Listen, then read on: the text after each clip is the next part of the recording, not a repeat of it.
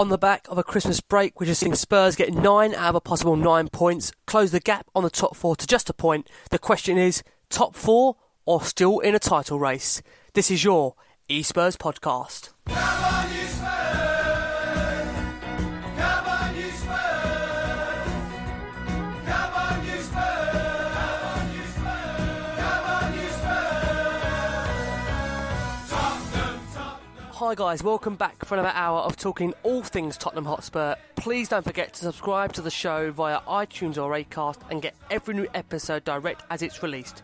You can of course follow us across all social media platforms. We're on Twitter and Instagram at e_Spurs. We're on Facebook, facebook.com/e-Spurs page. We're also on YouTube, Pinterest, Tumblr, the lot. And for all the links to all e-Spurs platforms, just head to our website, which is www.espurs.blogspot.co.uk. On the e-Spurs podcast tonight, we'll be talking about the 4-1 win over Southampton. We'll be reviewing the goal of the year and your moment of the year for 2016, and finally looking forward to Watford on New Year's Day. But before we talk all things Tottenham Hotspur, let's introduce tonight's panel taking us through the next hour or so. It's Jason. Afternoon, mate. Afternoon to you. Ian. Good afternoon, Rick. Good afternoon, lads. Looking forward to today. And John. Hello, fellas. Good afternoon. Nice one, brilliant, lads. Well, I think it's safe to say on a game going into it where we were missing Alderweireld and Eric Lamela, Southampton is a team that have only lost once at home to Chelsea, and the pressure of all of our big rivals winning. Coming to you first, John. A pretty big win, that one, wasn't it? A bit of a statement being made there. It was one of them where last season when that kind of situation happened, where we went away to West Ham and could have gone top, and then we had Arsenal at home and could have gone top, and it never happened for us.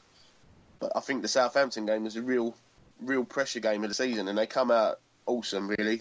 After the start to the game, you're obviously fearing the worst. But this group has got, such a great character and such a bond. You can see the way they play with each other. They love playing with each other, and it shone through. And we're, it's just a great team performance in the end, I think. And really proud of the lads. Yeah, no, I agree. What do you make of it? Because I've got to say, the start of the game just seemed very, very slow and pretty abysmal. And you've got to say, Dele Alli single-handedly brought us back into that game with a stunning header. What have you made of Dele Alli? He's had a bit of a criticism recently. I think we spoke about it on the pod that, on the back of what's been a superb first season, it's very hard to maintain that consistency. What have you made to him? Well, I think he's one of them. He's quite an enigma, really, Dele Alli. I think how many times have we been watching Spurs recently, us as a group, and gone, God, I'd take him off. He's not done much, and then he pops up with a goal. He's that kind of player. I think you'd rather have him on the pitch, because even if he's a 5 out of 10, there's still a chance that he can nick you a goal. And I think that's the reason why a lot of the time he does stay on when most fans would be like, I'll take him off now. But I think what it is we come to expect too much of him, unless people forget he's 20 years old. I think he's one of our best players, and he's the best under 21 player in the league, in my opinion. And like I said a couple of weeks ago, we're so lucky to have him, and if we didn't have him, we'd all want him. So I'm just glad he's a Spurs player, and he, Poch will give him time to develop, and so should we. He's not going to be 9 out of 10 every week, but the good will definitely outweigh the bad come the end of the season. Yeah, no, I completely agree with that. And bringing you in, Jace, another player who seems to be improving game upon game is our 30 million deadline day signing of the summer, Moussa Sissoko. He left the pitch to a standing ovation from the Spurs travelling fans. What have you made of his recent performances? Was he worthy of that start, in your opinion, against Southampton? Well, he was definitely worthy of starting. And his recent performances, to me, aren't a surprise. I think I've said in the past that you can't have 50 French caps by being a bad player. So, he got off to an awful start for us. We'll all admit that. And, you still can't say he's a £30 million player. But he's certainly shown in the last, four appearances now, Man United, Hull, Burnley, and that one, that he's a valuable part of the squad, and that the driving run that made the Danny Rose goal against Burnley, and his cross for Ali, okay, it takes a deflection, but he still worked himself a position to make the cross, and, who's to say, even without the deflection, he wouldn't have picked out somebody else. It was his ball, wasn't it, that created the penalty for Ali. And the only surprise on the evening for me was seeing his number come up to take him off, because, I thought it was a great chance of getting through 90 minutes, and he thoroughly deserved to get through 90 minutes. So, no, it's excellent to see him making a contribution. And every week it seems to be there's another handful of people that start to realise, well, maybe he's not quite as bad as has been painted out. No, and I think Spurs fans, we always seem to have that tendency to judge a player very quickly over, 2-3 games. Even myself, looking at him, I've got to say, on his first couple of appearances, he didn't look like he was going to be able to adapt to Pochettino's philosophy in terms of the way we play. But it does seem recently that the criticism he's had from Poch seems to have reignited the player. And I've got to say, I thought he was tremendous against Southampton. Really run that midfield for us. Obviously set up the goal for Dele Alli on the first one. Made the penalty also, which unfortunately Kane skied over. But I think we're going to come on to that very, very shortly. But yeah, definitely a player improving game by game. And bringing you in, Ian, obviously you was there for the game itself. As you lads have said just previously, the first sort of like 10, 15 minutes, you think, they've had too many mince pies and Christmas pudding. Look very sluggish and second to the ball. Southampton were obviously up for the game. You could tell that from the get-go. But then we sort of like grabbed the game by the scruff of the neck. Even penalty aside, throughout the game, I thought we dominated it for about 75 minutes, which I haven't seen us do for quite some time, and I think our counter-attacking play was on the night was nothing short of clinical. You look at the Son goal and you look at the fact that we go from defending deep to winning the ball back, one ball out to I think it was to Eriksen, and then again, I know it does take a deflection, but it falls nicely to Son, who slots it into the corner. And then, there's the Danny Rose skill for the fourth goal that laid it on a plate for Ali. So, all in all, I thought it was a very, very accomplished evening's work for us down at St Mary's.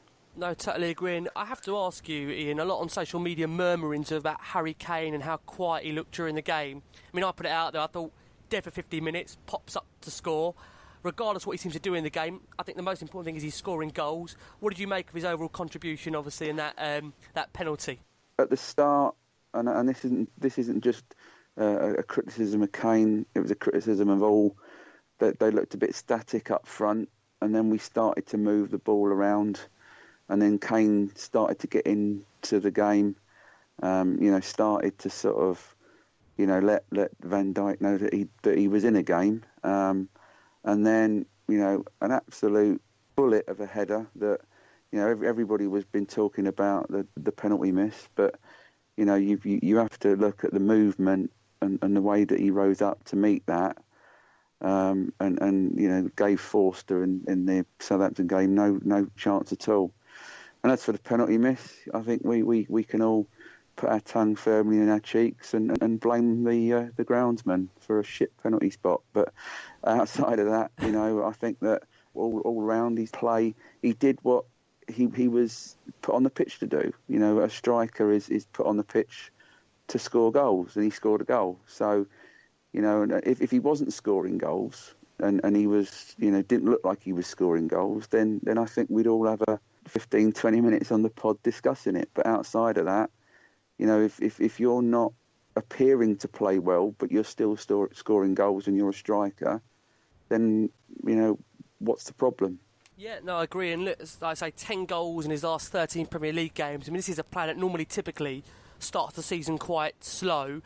Coming to you, John, I mean, is there an argument that potentially we're missing Eric Lamela? I mean, I think I've said many times that his work rate just alone and his creativity, when he comes back, he will feel like a bit of a January signing. Fingers crossed he does come back in January. What have you made? Do you think we're missing the service that Lamela brings to Kane? I think it depends how you look at it, really, because if results had been not going our way and it was because we were missing this one player, then there'd be more emphasis put on the fact that he's not there. But I don't think it's making too much difference at the minute. I think the only thing you'd say about Lamela where we're missing a sort of variation when it comes to set pieces. I was looking at some stats yesterday, and Eriksen's corner completion rate is something like 19%. In other words, only 19% of his corners get touched first by one of our players. But as we said before, it's because he's aiming for that low percentage area at the front post, and when it comes off, as we saw against Southampton, Kane scores because he put it exactly where he wanted to put it. And the thing with Lamela, I think so far this season he's took 16 corners and 8 of them have hit one of our players. So he's got a 50% success rate when it comes to his corners. And I think the other thing is, obviously, one being right-footed in Eriksen, Lamela being left-footed, it does give that variation I think we're missing. But to be fair, I think the players that have come in, Son's got, 6 or 7 goals now. Sissoko's starting to look good. Ali's looks like he's hitting some form. And I think it's down to, I think it's just down to the manager and the way he's managing the group of players. I'd like to say, the way Pochettino called out Sissoko, rather, very publicly, and we've seen a reaction from him.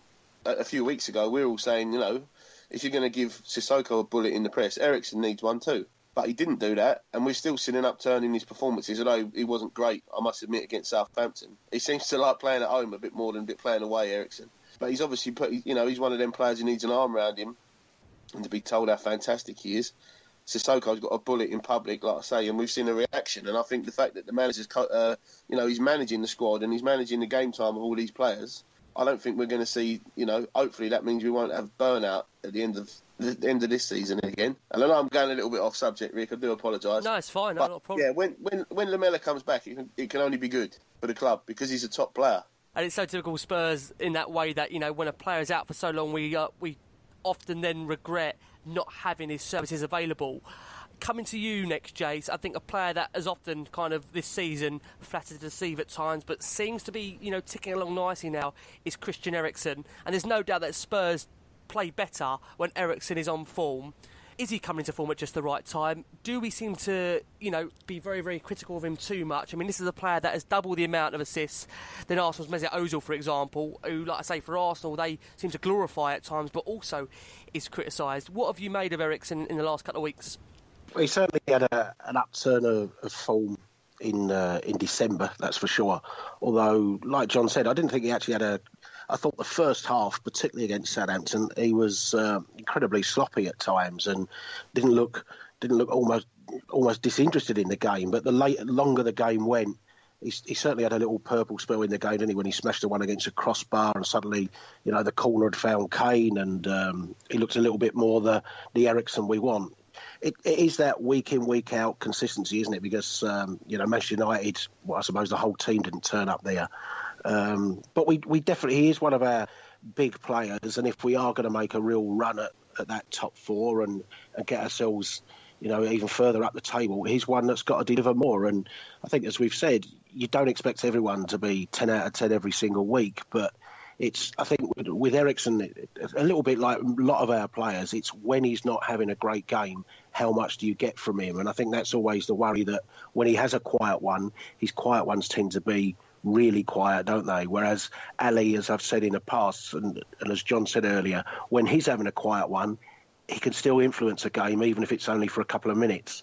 And he'll suddenly get on the end of something and scores like he did in that Burnley game and things like that. So I think that's the big challenge for Eriksen.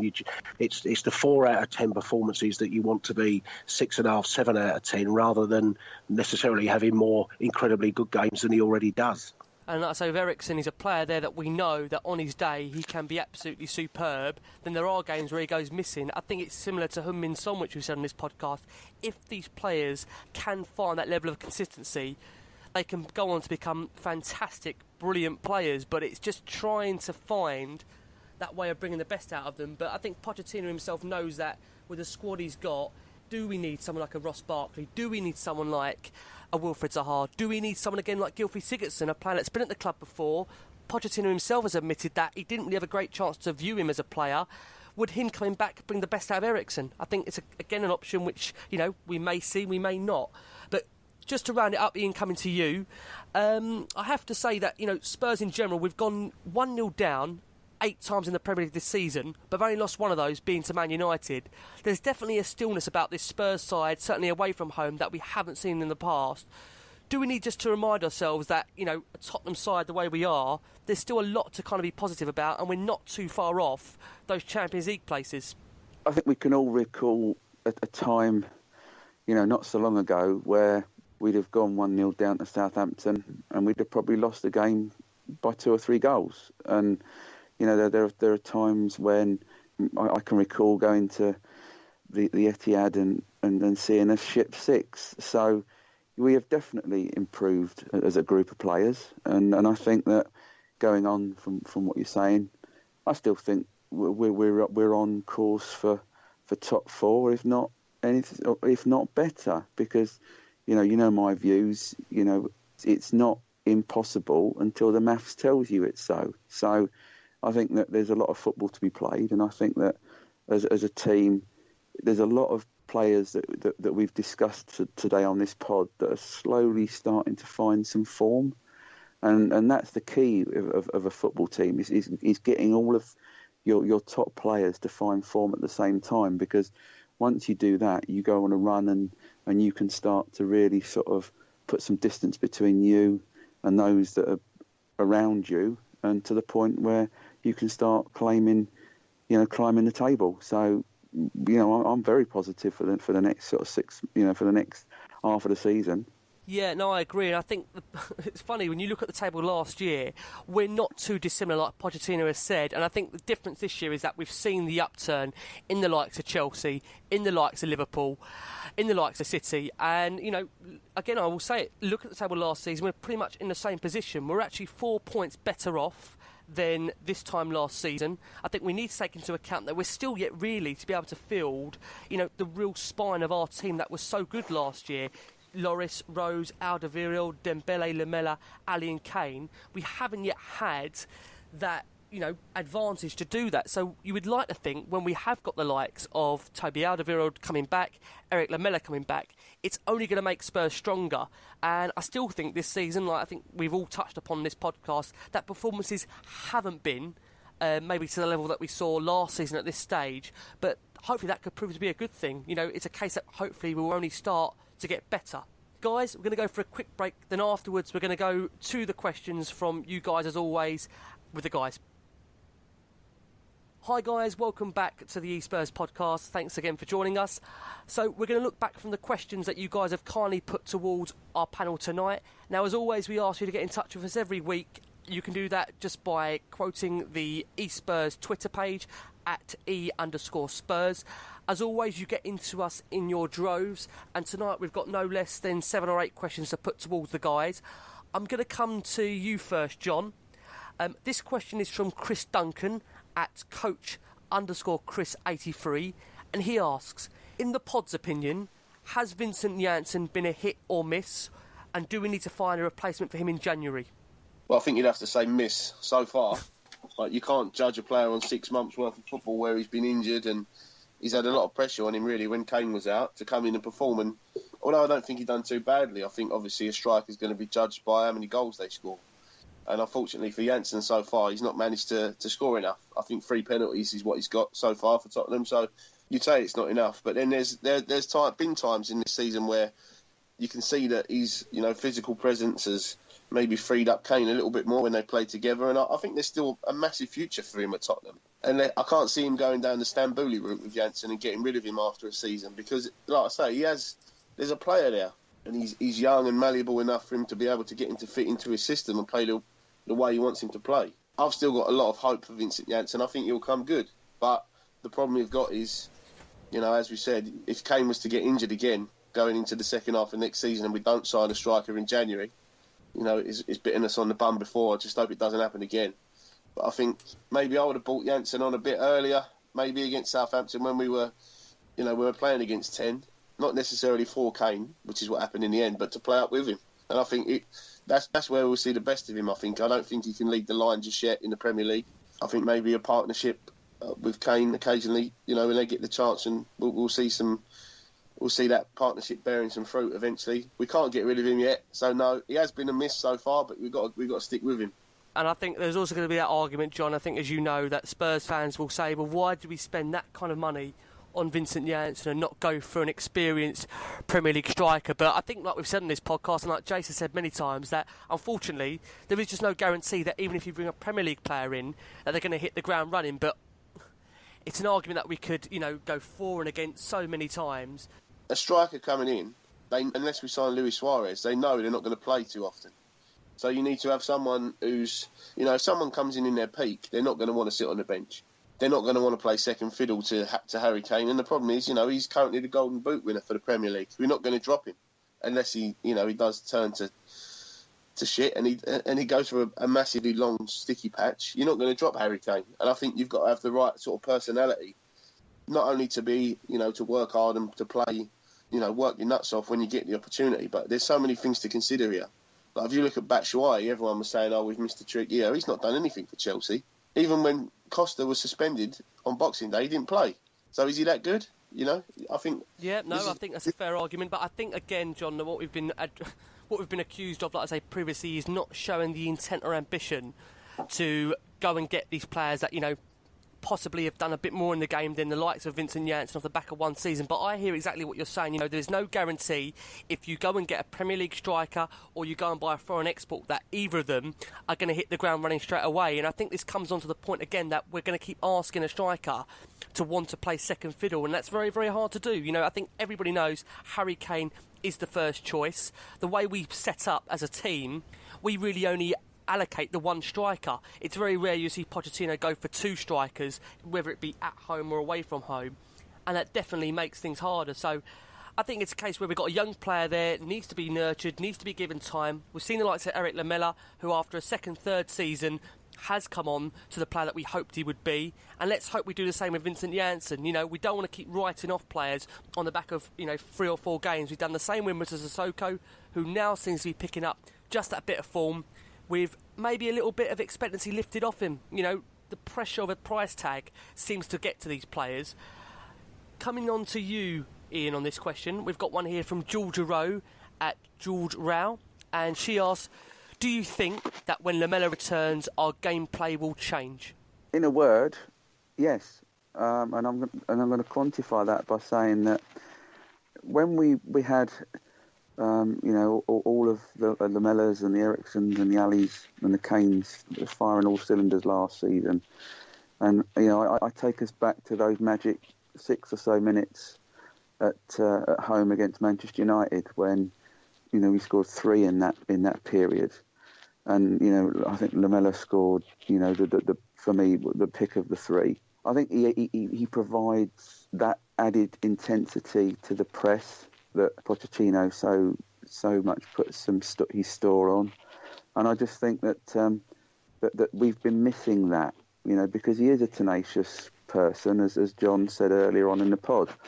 You know, he is tenacious. He does have a different type of ball, you know, and going back to the Man City game like back in February, you know, it was his beautiful through ball to Eriksen that led to our winning goal. So I think that, you know, when he does come back, not only does it provide us with more options, but it hopefully encourages those players that are currently in the first team to up their game a bit more. So the more competition you have, and you know, the greater the quality of players you have to bring in, the better it will be for the club as a whole. So yes, it will change.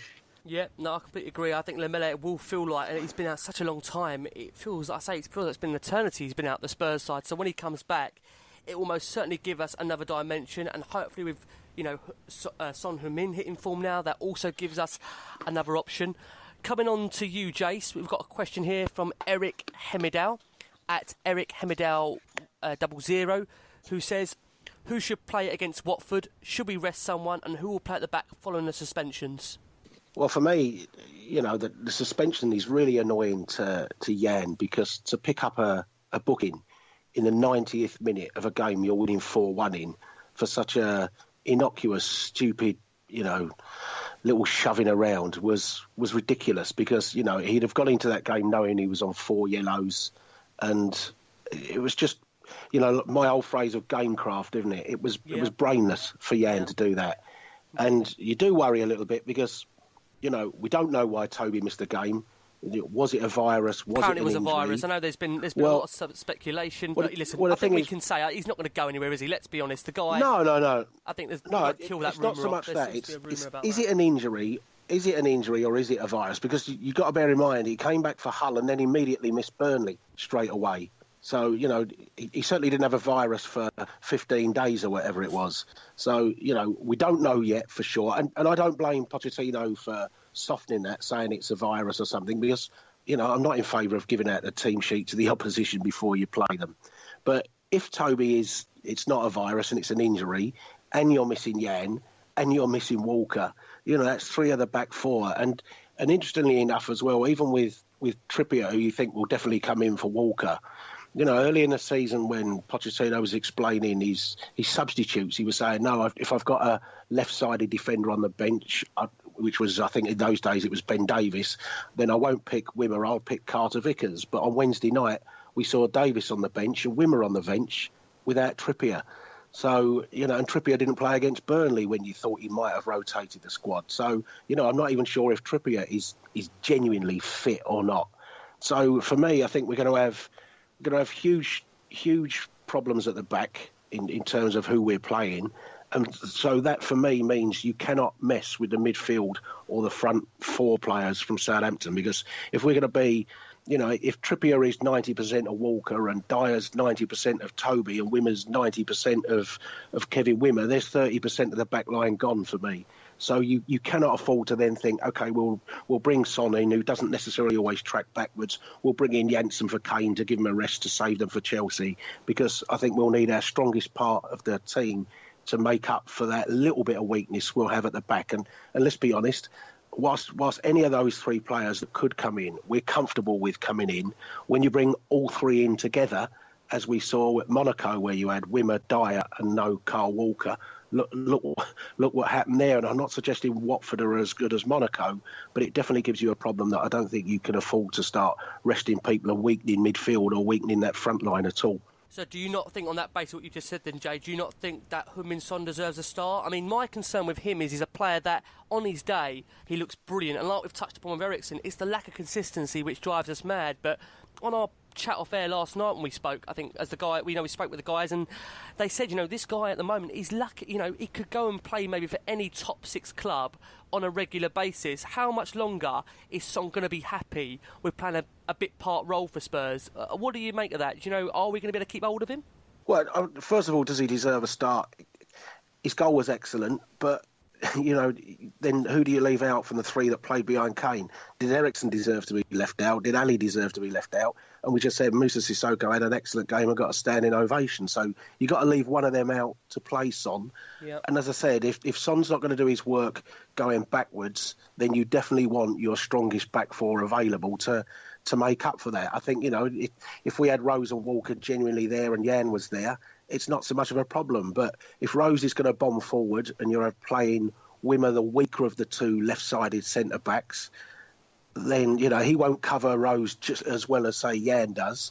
And so you need Son to do his work going backwards a little bit better than he has done. And we saw the last time he started was that Chelsea game, and he stood and watched Victor Moses run for 80 yards. So, what I'm saying is, pick our strongest side, then maybe you could have left Sissoko out, or you leave Eriksen out and allow him a place. But with three of that back four missing, I think that's a really dangerous thing to do, is start, changing other areas of the team as well.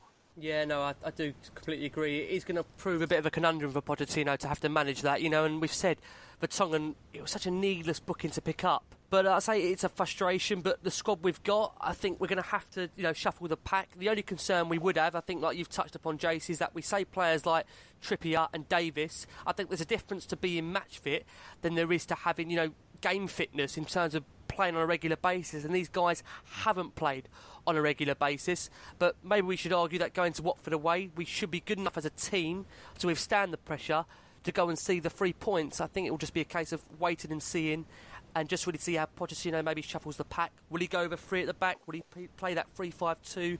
Will he stick to the 4-3-2-1? I'm guessing we'll just have to wait and see. Coming to, I've got a question here, guys. It's a bit of an open question to us all. We've got Devrakan Pay, who obviously normally contributes to the show on a weekly basis. Devrakan asks the team here, Poch has hinted that Spurs fans must be ready for a special situation this window. What might the special situation be? I mean, I don't know much, lads, myself, to be honest. Do you guys have any ideas? Are we thinking that there's going to be any movement? Having Lau on before, on the last pod, he didn't seem to think much was going to happen. Has anyone's perception changed at all? The special situation will be Tom Carroll leaving.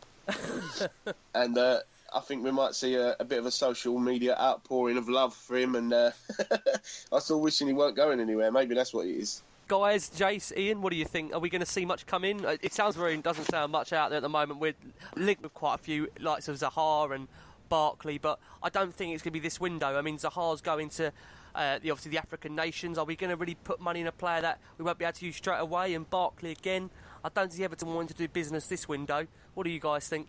Well, I think I was surprised to see Pochettino finally admit that he liked Zaha, regardless of which player he chooses to admit he likes publicly.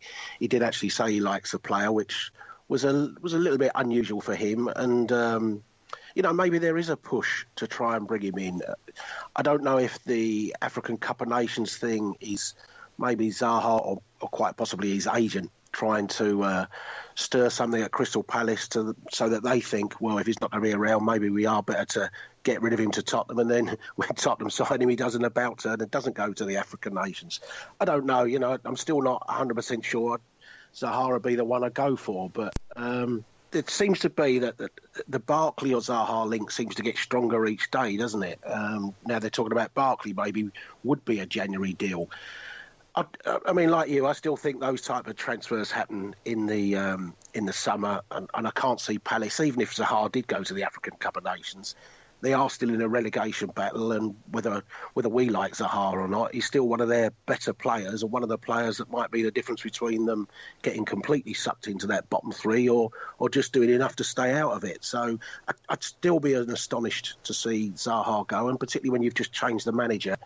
And we do know with Allardyce, he likes balls delivered into the box for the big man up front, and you think, well, surely that's what Zaha's in the team to do. So, we've said over the last few weeks, haven't we? I don't see anything big in January, but maybe the way that Pochettino has started to like a player and himself saying that it could go down to the last day. Maybe they've been given, I don't know, maybe they've just been given a bit of light from, be it Barkley's side or be it Zaha's side. If they're the two that they're genuinely looking at, maybe they do think a deal can be done if Everton and Palace or whoever it is can bring in a suitable replacement.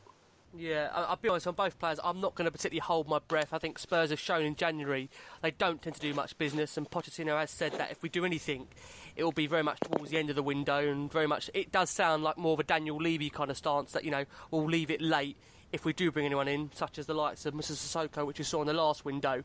I think Dave Ellis asks a very valid question here, and he says, when we see potential signings, I always ask myself if any of the top clubs would be in for them.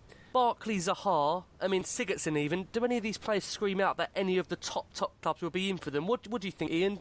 Would these players, get into the likes of, a Man United, a Chelsea, a Liverpool? These don't seem the kind of players, I don't think, that you would scream out and say, oh, they would also be in for them. It seems like it'd been very much a kind of a one-club race for them.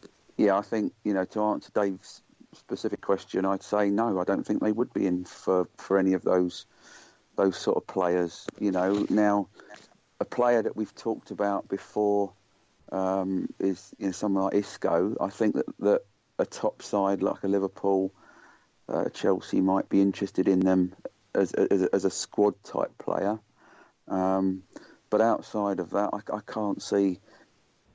Would you see, Woolwich getting in for those two or three players? I don't think so. That's the concern, isn't it? You look at the players we're being linked with, and they're not top draw. But at the same time, we're not all stupid. We know we've got a stadium to save for. We are working on a limited budget. We have a manager who is preferably a coach that improves players. So we're not going to go and spend vast amounts of money. But at the same time, I completely am coherent with what Dave's point is, that these players that we seem to be targeting aren't the very, very top draw. Do we have a manager that maybe believes that he can get the best out of these players? Maybe that's just another question. I guess it's a case of wait and see, to be honest with you, Dave, but I don't think any of us are going to hold our breath that much business is going to be done this window. I think Barkley could possibly be taken by one of those clubs, partly because he's English, to fill the homegrown regulation. But, let's be fair, Manchester City bought Jack Rodwell and they bought Scott Sinclair when they had all their money. So, you would say Ross Barkley's a better player than those two.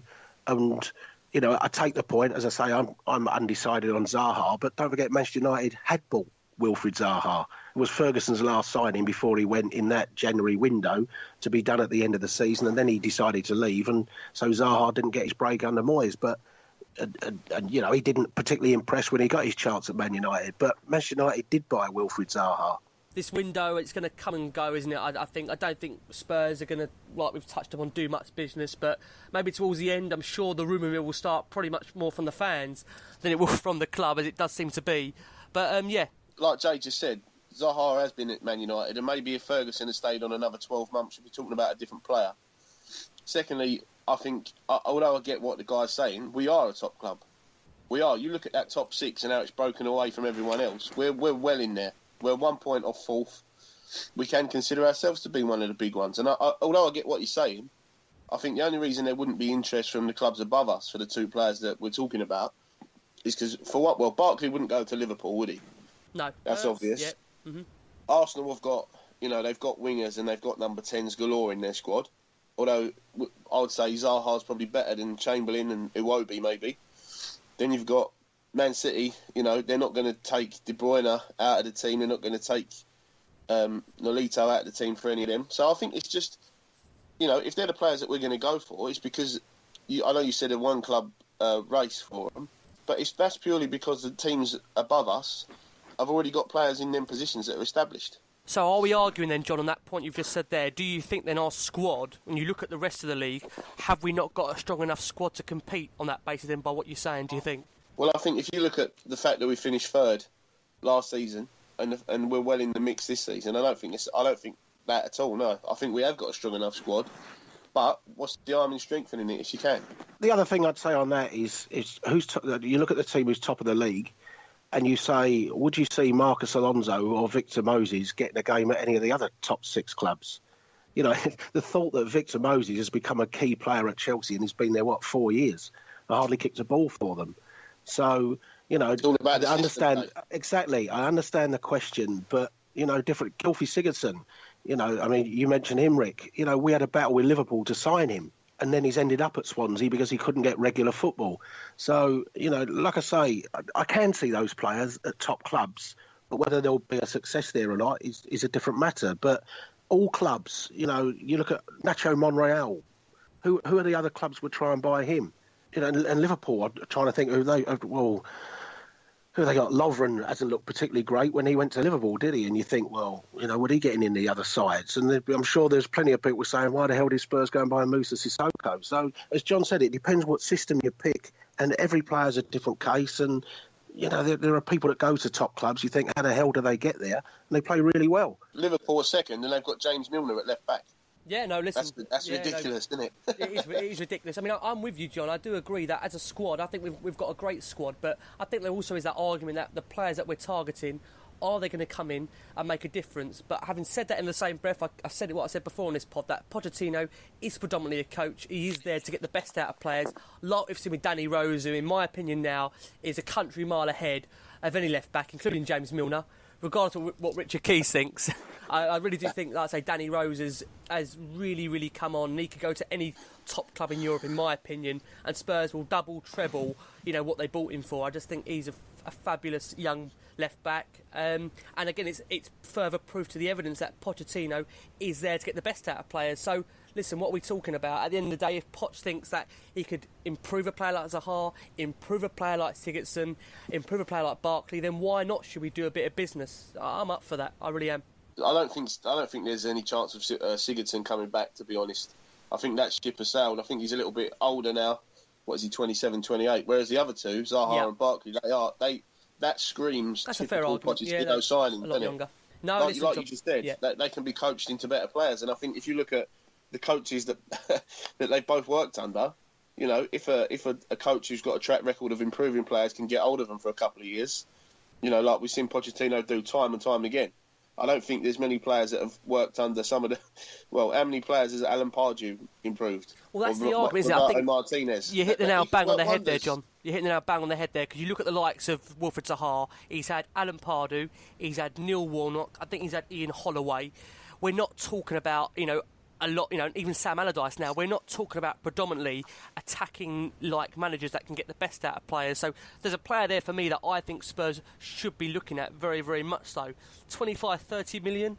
I mean, it does sound an inflated figure, doesn't it, for a player? But then I suppose nowadays it's the going rate. And like Jay says, you have to put the whole thing in there about, what is he's a young player. There's an opportunity for growth there. Do you guys think that kind of price tag merits that kind of signing? You got no choice, mate. No, I mean that is the going rate, isn't it? I think the thing is, you're buying potential as well. It's not like you're spending out a shed load of money on a player that's already reached their peak. So you're paying for potential. And like I said before about the Magnificent Seven that came in 2013, if we was to add up the amount of money that we've collected for the players that have already gone, and we was to sell the players that are left, so that's what Lamela, Eriksen, we'd probably get 107 million back from them. Because Eriksen and Lamela Lamela would probably go for about the same. I'd say Eriksen would go for a lot more than 11 million. So when you look at it like that, I think, there's still potential there for them to improve more so and become even more valuable. I think the other thing with Zaha, mate, we know that Balassi went for, was it 26 or 28? One of the two, wasn't it? Even if you take the lower figure, 26. They rate Zaha higher than Balassi, and they sold Balassi, 5 months ago for 26 million. So whether we think he's a 30 million player, 35 million player or not, Crystal Palace think he's that, and he's a huge asset to them. So if you do want him, whether we want to pay that money or not, Crystal Palace are not going to sell him for less than they sold Balassi for. And as I say, I would think they'll want at least 5, 6, 7 million on top of the Balassi deal.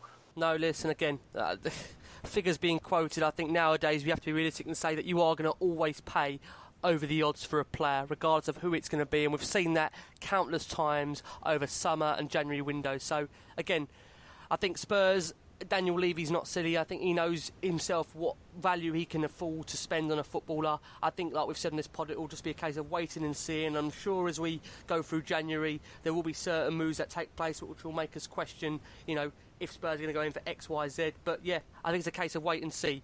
We're going to try and fit in very, very quickly. I want to go around the table and ask for the moment you've got of 2016 and the goal of 2016.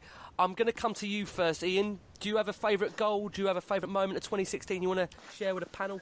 My favourite goal has to be the Dele Alli goal at Selhurst Park. I remember being stood there in the corner, and it was a bit of a windy sort of like dreary day, and you're sitting there being buffeted by the wind coming through the terraces there, and then to see him flick that ball over and smash it into the corner, that was something special. For me, the moment of the year, for me in football, it has to be the memories it provides you, and for me and my son and our mates to have our first European trip to Dortmund was something special that will stick in the mind for a long time. Actually seeing our great club, playing at one of the top grounds in the Bundesliga was something special. So there's my goal and my special moment. Yeah, I completely agree. And to you, Jace, special goal, special moment of 2016? Well, that Alli goal for me is the standout goal, and then you also look at Kane's against Arsenal, and then a dark horse for me would just be Kane's penalty against West Ham, because 90 minutes, all those West Ham fans thinking it's happening again, all sitting in the ground waiting to celebrate another famous victory at Tottenham, and they had to watch their 2-minute capitulation and all their bubbles bursting in the air above them. So that, and I think the highlight for me as a moment would be that build-up to the Champions League game, that walk up Wembley Way with 85,000 there, and hearing that music again. And okay, we stuffed up the rest of the campaign, but that build up to that first game and the excitement of seeing Wembley full of Spurs fans was something really special. And John, coming to you. I think the thing is, this is going to be long-winded again. There's been so much, mate. I think if you just look at off the field things, you got all the new contracts that have been handed out in 2016. As you said, apart from Lamela and Toby, really everyone's been tied down to a long-term one. Then you got, what they've done with the Southampton game at home in was it April, when Marshall Jansen came on the pitch. That was a really, really emotional 15 minutes watching that young lad, have a kick about with his heroes. That just made me really proud of the club. In the same way that after we drew 1-1 with West Brom at home, and the entire ground just hung around really and just sung "We Love You, Tottenham." Even though, we knew that really our title chances had gone that night. But it didn't matter to us, because we were still so proud of the boys and, the effort that they put in throughout that season. You've got other things like when they bought out, I think her name's Eileen McBride, the 101-year-old season ticket holder. That was another bit of a tearjerker. You look at the stadium, where the stadium was 12 months ago, the new stadium. You know, it was on the ground, and now it's turning into a monster. As Jay just said, you know, the excitement of Wembley and struggling to sleep the night before the Monaco game was ridiculous, really. It was like Christmas. And then you look at all the on-field stuff, 71 points taken this calendar year. You know, we had the 6 mad minutes against Man United, the incredible finish against West Ham, as Jay just said. One personal highlight for me that happened on the pitch was Eric Lamela doing Andros Townsend with a nutmeg in the last minute against Palace. That was superb. You know, we've had first goals for academy graduates, Josh Onomo, Harry Winks, and there's been things that have been special to me on a personal level. When we played Bournemouth at the back end of last season, my eldest boy Kian was a flag bearer. So to see him on the pitch as the players were coming out, that was a really, like, you know, I've got a lump in my throat just thinking about it now. And unfortunately for him, he never made it back into his seat before Kane scored after 40-odd seconds. Another thing I'd say as well is getting to know you lot on a personal level, meeting up a few times. You know, and I think I've ended this calendar year with 3 more friends. That sounds a bit sad. There you go. See but what? I love you boys, and I love doing this. Who says romance is dead on the e-Spurs podcast? Well, I've always been art on my sleeve kind of guy, lads, and I love you all. No, like I say, I've got to echo the guy at John's thoughts. It's been an absolute pleasure doing this with you guys. I think, like I say, we've enjoyed it week upon week, regardless of whether we win or lose. I do think it's been a lot easier doing Spurs in the last couple of years, because I think back in the 90s, I think we would have struggled, guys. I think we wouldn't have had any listeners if it was back in the 90s, regardless of whether it's therapy or not. And I've got to say, echo John's thought. I've got to say, guys, on my moment for 2016, I would have to say, I think the Man City, I think the goal for Eriksen against Man City, just because at that point I stupidly started believing that Spurs could win the title for that moment of madness when he scored. And I've got to say, as a whole, it's been a roller coaster year. I think, like John has said, there's been so many positives. The club has come on as a whole. I think it's a fantastic time to be a Spurs fan. We've got a great manager in place. We've tied down the majority of the squad. I think all promises to be a really, really exciting 2017 for the club. And I think there's only one thing I could say, which I'm sure many will echo, listen to the pod panel on here, is let's see if we can go for a trophy. Let's see if we can go for an FA Cup. Let's see if we can push on in the Europe and go for the Europa League. I think this Spurs squad, all they are really missing is very much that kind of first trophy to kind of put us down as winners. That's the only thing I would like to see going into the new year. I don't know whether you guys have any thoughts on that, but that's what I would love to see. Spurs be recognised not only for playing great football and improving as a Premier League side, but also now going one step further and going to win a major trophy. So guys, we're going to come on to the Watford preview. Apologies, we are literally, time is running away with us this week, as it always does. Going to come to you first, Jace. Now, news has broken in the last few minutes that Maurizio Pochettino is hopeful that Toby Alderweireld will be fit and has recovered from the suspected virus, should we say. Does that mean he'll be out for another fortnight? What do you think? You know, missing one or two, one defender is one thing. Missing 3 of our back line would be entirely different. And you know, this is a little danger game for me, because all the fantastic result the other night, lots of attention, and I see Kane already talking about the Chelsea game and the build-up from 1 or 2 pundits about the Chelsea game. But we've got Watford first, and you know, whilst the bigger boys have gone to Watford and won, nobody's gone to Watford and won easy this year. It's been a hard battle, and it was a really hard battle there last year, when we were in great form and we all thought that would be nice and easy. We took the lead. Then Watford went down to 10 men, and then they battered us with 10 men, and it took a miracle save from Hugo from a corner, and we broke down and scored in the dying seconds. So, you know, very easy to say Watford will be a piece of cake, we'll just go there and stroll it. But and it's their, I suppose, you know, for Watford, it's probably is their nearest to a derby, their big derby game of the season, isn't it? So I think we'll be okay at Watford, but it'll be a really tight game, and it may just be the odd goal that nicks it there. Coming to you, Ian, what do you make of it? Is it going to be a tough game up there? I mean, Watford's home form hasn't been too bad recently under the new manager.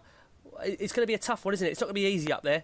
No, it's not. And you know, I just echo what Jason's just said. You know, they give us a right tough game, both at their place and also we only just managed to grind out a 1-0 win at the Lane, if memory serves me right, with a Trippier goal. So it's not going to be easy. I'm relieved if Toby is coming back, because as Jason said, you know, if we've got him at the back with, say, Eric Dyer, then at least we've got, you know, 2 of our 3 back our two central centre-backs pairings there. So it is going to be tough. And I think, Watford are going to be up for it. And I'm fully with Jason that it will be decided by the odd goal. And John, what do you think? Are we in for a tough one? Oh, most certainly. I don't think it's not a gimme at all. And I would say that if Toby plays, I'd fancy us to win by maybe 1-0. If he doesn't play, I'd say a draw. I'd take a 1-1 probably, provided we go and beat Chelsea after. I think, I don't want us to draw, but being realistic, it's going to be a tough place to go. And if we're without 75% potentially of our best defence, that hampers us from the start, really. And I think if you look at further up the pitch, I think we need big games from 3 or 4 of them forward players, really big games. I think because, it'll be a tough physical battle. But the one thing you would say is that Eunice Cabal and Aurelio Gomez are going to play, so we should score, really. You'd like to think that. I mean, it is a tough game. I'll be honest, John, I'd be bitterly disappointed if we didn't come away with any less than 3 points. And I understand what you're saying about Watford. It's not an easy place to go. But you look at the attacking options we've got, I do think, they're a team that can be beaten and can be got at, regardless what formation we play. I mean, I would be very, very disappointed if we didn't come away with anything less than 3 points. Let's try and get some predictions then. We'll come to you first, John, then. What do you think? Are you going for 1-1? Are you going to... I'm going to say Spurs to nick it 1-0. OK, that's fair enough. And Ian? 1-1. Really? 1-1. There you go. And Jace, can you give us any more positive optimism? I'll go repeater last year, mate. 2-1. Yeah, I'll go with that as well. I think it's also going to be a very, very close game, but I do think Spurs will wedge it. I do, like I say, Watford haven't been bad at home. And you boys aren't far off. The predictions there, it is going to be a tight game, but you would like to think that the quality we've got in the squad will just shine through. So fingers crossed we are talking after the Watford game on another back of what would be 4 wins on the bounce. That would be a great way to go into that Chelsea game, which obviously we'll be previewing very, very shortly, and hopefully on the back of a Watford win. Guys, all that remains for me to say is thank you very much, Jace. No problem, mate. Happy New Year to everyone. Yeah, likewise. And Ian, pleasure as always. Yeah, thanks a lot, guys. As I said, have a great 2017 and up Spurs. And John? Nice one, fellas. Thank you very much for this year. I've enjoyed it. Looking forward to 2017. Happy New Year to all the listeners. Very much so as well. So all that gives me time for now to say is Happy New Year, guys. Fingers crossed we beat Watford and go into Chelsea bouncing. And come on, you Spurs! Last year, Tottenham.